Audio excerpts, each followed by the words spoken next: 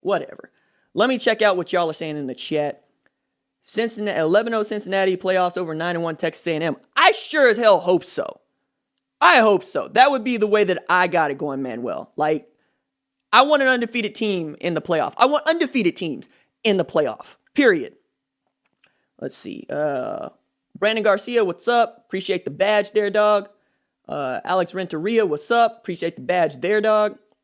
Badge posse coming through big. Renteria says, in a perfect world with Michigan and Ole Miss likely canceling games with Ohio State and Texas A&M, Ohio State and Ohio State should play each other every week. I don't get it. OU will play Texas A&M in the Cotton Bowl and win. I mean, provided they win the Big 12 title, sure. Mike Farino, if Bama beats Florida, Clemson beats ND close, and Ohio State plays 6 games, wins the Big 10, how are they ranked? Would they? I don't know, man. Like, Clemson beats ND, they probably are at 2, right? Florida beats Bama, they're probably at 4. Bama stays at 1. Yeah. Interesting. I don't know. Ohio State's undefeated. It's going to be hard to keep them out. Clemson beats ND. You probably knock out ND and you put Florida in. Like, that's probably how it goes. ND's probably the odd team out. Because at that time, with those sorts of rankings, you're always talking about flavor. My philosophy has always been undefeated team where he gets ranked ahead of one-loss team. Simple. Easy. Period. Right? And then if you have one-loss teams and you're looking at the teams they lost to, then you can have an argument, right? Because your argument begins with, well, how were they playing then and how did they look then versus how do they look now? I don't do that. All right, Florida beats the number 1 team in the country. They ought to get in, right? If you're ranking other one-loss teams with them. Did Notre Dame beat the number 1 team in the country? Yeah, and then they lost to the number 4 team in the country in Clemson. They be out, right? Like, that's the way that I would see it. What else we got in here? Let me see. Trying to make sure we get in. Hey, Johnny Brown. What's up, family? Why the hell aren't we expanding the playoff? This year would be the perfect year to give it a chance. We're not expanding the playoff because ESPN paid $608 million for those 3 games. It's not really in their interest right now to expand it. Though I think they would make more money, and I think that tearing up these television contracts also is more work than people want to do. And expanding the playoff, like, logistically, makes it difficult to actually accomplish, finishing the playoff because COVID, right? You can claim a bubble, but I don't trust the kids. There's a bunch of them. That scenario had Florida losing, so the 4 teams are definitely OSU, Bama, Clemson, and ND. I was talking, would they have Clemson versus ND again? I don't know. It's a good question. I don't know. I want to see who wins that game, and I want to see how that game is played. Like, that's the problem. Like, that game's a 1-score game or a 1-point game. They might do it again. They did it with Georgia and Alabama. Psst, let's see. Trying to give this a good 20 minutes, maybe half an hour. We'll see. Hard not to like and root for Indiana this year. Word is bond. Like, they got some Ted Lasso energy going over there with Tom Allen's group. I'm enjoying it. What's up, Money? He said, hello, RJ. Great show as always. Just tuned in. Do you think Ohio State-Michigan game will happen? Or is Ohio State will not go to the playoffs? All right, so I think I got this. You're asking if they don't play that game against Michigan, will they go to the playoff? I think that if the game against Michigan gets canceled and they can't get Ohio State a 6th game this weekend, they're going to change the rules to where the minimum is 5 so that Ohio State can get into that game because they're their best opportunity to be represented in the Big Ten championship game.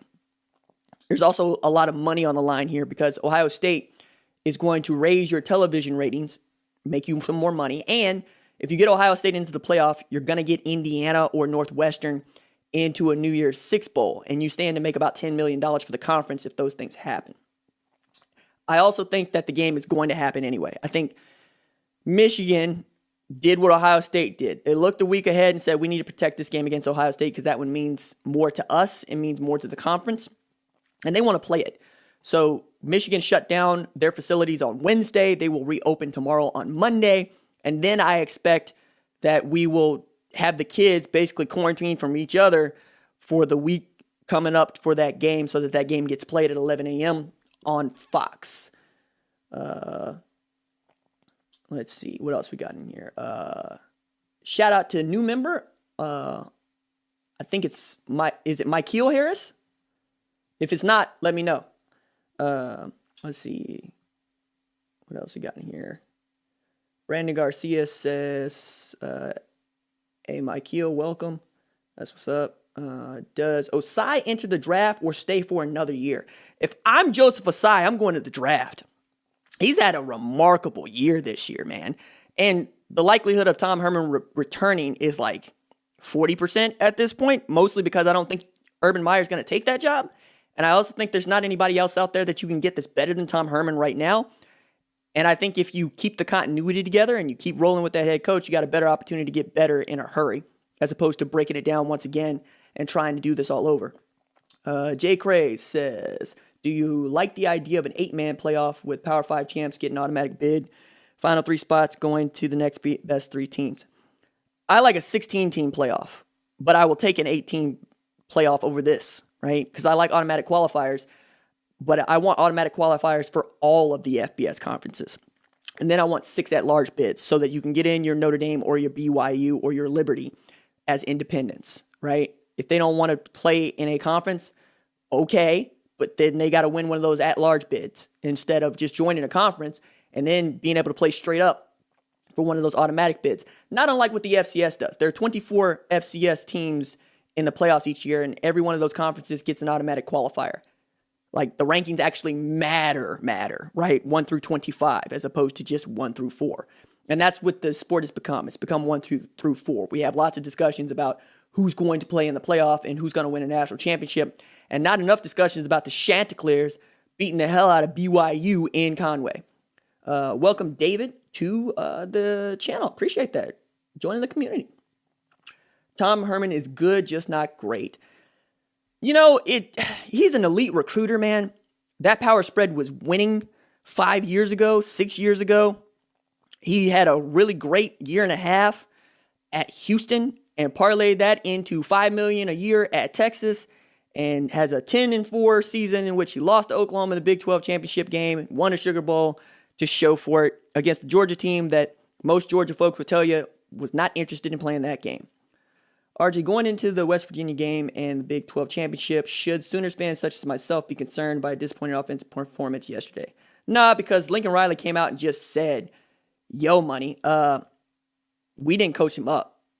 And if that's what it was, then I'm with it, because Alex Grinch said he got a false positive on Monday, coached a lot during Zoom. That's why Bob Stoops was brought in to help out just a warm body more than anything else during the week. And Shane Beamer obviously had his mind on this South Carolina job, and he was not at the game. They were down a bunch of coaches. They were down some players. And, you know, like Ron Roberts called a hell of a defense yesterday. I think it's all right. It was nice to see the defense for Oklahoma stood tall and said, no, we can win this game. It's good, because that's something Oklahoma hasn't been able to do in recent years. Farino, let's see. Any thoughts on Olave's recent issues, fumble immediately after catch? Why are you on Olave? Get off of Olave. He had 10 catches for 139 yards. Get out of here, man. Like, they won that game 52-12. Yeah, I'm going at you on that question. That dude's been outstanding. Talk about recent fumbling issues. Like, it's not... I'm going to take Chris Olave over everybody in this conference not named Ty Freifogel. And that's only because I got Garrett Wilson at 1. I think Ohio State's fine. I don't think that he's got recent fumbling issues. I think that he's fumbled the football. He's fumbled the football because he's caught it a bunch. It's been in his hands.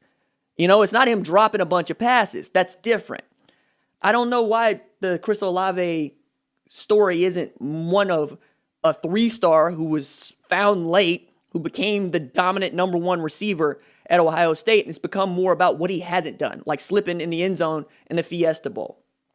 So, like, yeah, I don't think it's an issue at all. I think, if anything, where would you be without Chris Olave?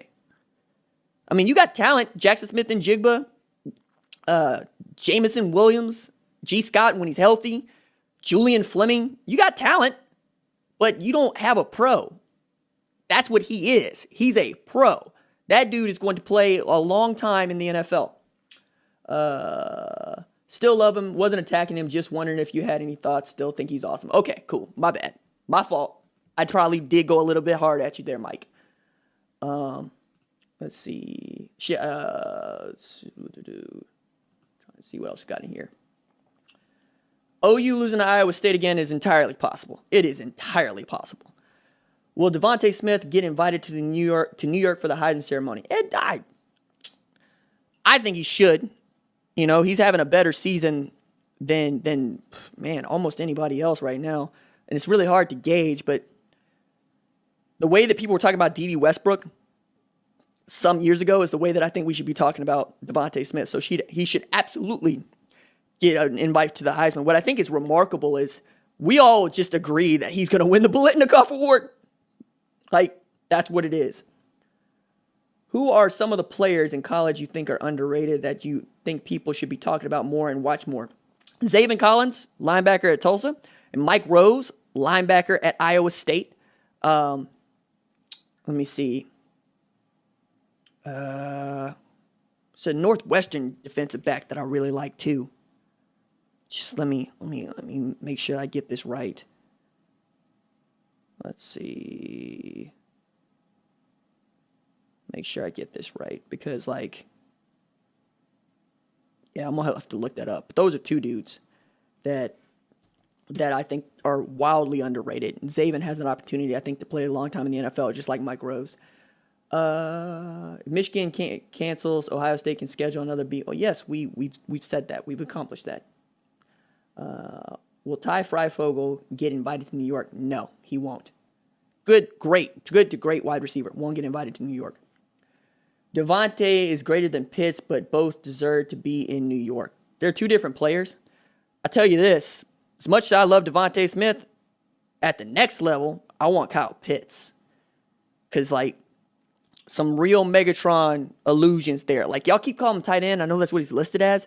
But that dude's just an enormous wide receiver. Let him be an enormous wide receiver. As my man Daniel Dillard said over at College Football Nerds, the comp for Devonta Smith is Deshaun Jackson.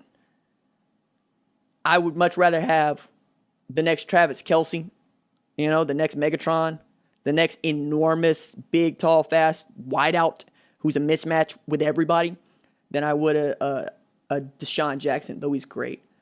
DJ Graham had an interception. What do you want me to tell you? You want me to tell you he's good? He's good. This dude wants to get Jim Harbaugh fired. Do you see a lot of seniors coming back next year and using the frozen year? Yeah, I do, because there's a lot of guys that think that they can increase their draft stock. Brock Peterson, Baker is Bakering right now. Just got to mention. Well, it is the Titans. Trying to see if there's anything else that I wanted to discuss before we get up out of here. Rashawn Denny says, love your show, brother. Do you believe Ohio State versus Notre Dame will be a better game than Ohio State versus Alabama? I think, that's actually a good question because I think Ohio State's going to be punching up against Alabama and punching right in the mouth with Notre Dame. So it's definitely a game I think Ohio State has a better opportunity to win against Notre Dame than Alabama. I think that's what it is. Lake and Angel says, RJ, have you heard anything about OU's recruit visits went last night? Yeah, check out OUinsider.com. What's your opinion on Sarah Fuller doing a kickoff, having a girl play football with men? I mean, I covered this last week. I think it's cool. I enjoyed it. She had fun with it. She's finishing out the season with the team. I'm here for it.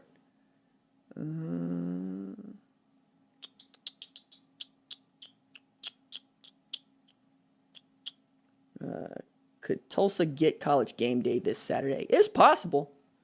I'd certainly go. Like, I'd try to, or I say I'd go. It's a pandemic. I would drive by it. Because, like, I live in Tulsa. No word on Trajan Bridges, Baylor. We're all at a loss as to what's going on there, dog. We don't know.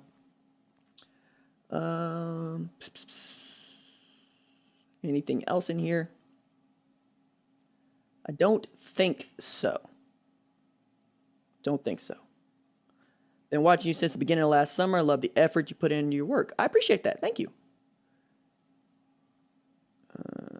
This dude wants to know about the 2022 class. We'll start talking about that in early 21, dog. Right now, let's finish out early signing period, which is like literally like 9-10 days away.